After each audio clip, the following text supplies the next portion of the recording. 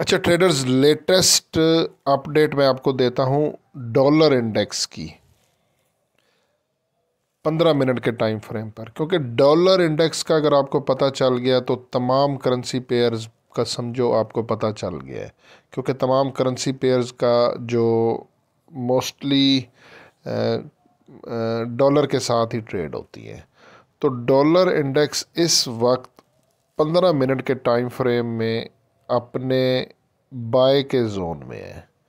तो ये यहाँ से ऐसे ऊपर जा सकता है, क्योंकि सुबह मैंने बताया था कि डॉलर इंडेक्स सेल के जोन में और वहाँ से ये देखें ये काफ़ी नीचे आया और तमाम करेंसी ऊपर गई हैं। गोल्ड ने ऑल टाइम हाई लगा दिया है, 2292-93 पे है। और तमाम करेंसी जो हमारे इस मतलब डॉलर के साथ जो करेंसी पेयर्स होते हैं ना, वो तमाम बुलिश हैं।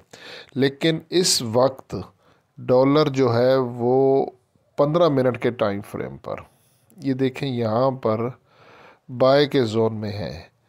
तो हो सकता है कि जो डॉलर के साथ करेंसीज हैं, मोस्टली गोल्ड वगैरह, इस डॉलर के ऊपर जाने की वजह से, यहाँ से अगर डॉलर ऊपर जाता है तो गोल्ड और जो दूसरी करेंसीज हैं वो रिकवरी कर सकती हैं, नीचे आ सकती हैं। तो ये 15 मिनट का टाइम फ्रेम है। वैसे इसका टाइम फ्रेम थोड़ा चेंज करके भी देखते हैं, थोड़ा सा और आइडिया हो जाएगा। 15 मिनट के बाद अगर मैं 30 मिनट के टाइम फ्रेम पर देखूं तो 30 मिनट के टाइम फ्रेम पे वैसे अभी बाय का जोन नीचे है, ठीक है। लेकिन 15 मिनट का टाइम फ्रेम इस टाइम पे वैसे वैल्यूएबल होता है। लेट्स सी के देखे क्या होता है। यहाँ से ये इसको थोड़ा सा मैं देख लेता हूँ। ये डॉलर ने एक लो लगाया है, ये है वैसे वीक लो। तो इस लो को मज़ीद ये नीचे की तरफ डॉलर जा सकता है।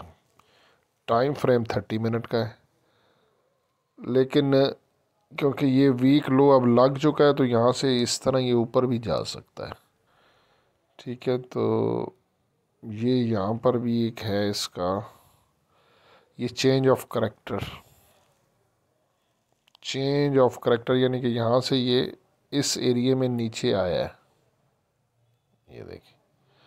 लेकिन 15 मिनट का टाइम फ्रेम अगर हम देखते हैं तो वहाँ पर एग्जैक्टली बाइंग जोन में है, यहाँ पर। और ये लेकिन ये वीक लो है, ठीक है ना, स्ट्रॉन्ग लो नहीं है। तो हो सकता है यहाँ से हमारा अब जो है ना डॉलर इंडेक्स ऊपर जाए, ठीक है। तो ये सिचुएशन मुझे लग रही थी, अब देखते हैं क्या होता है।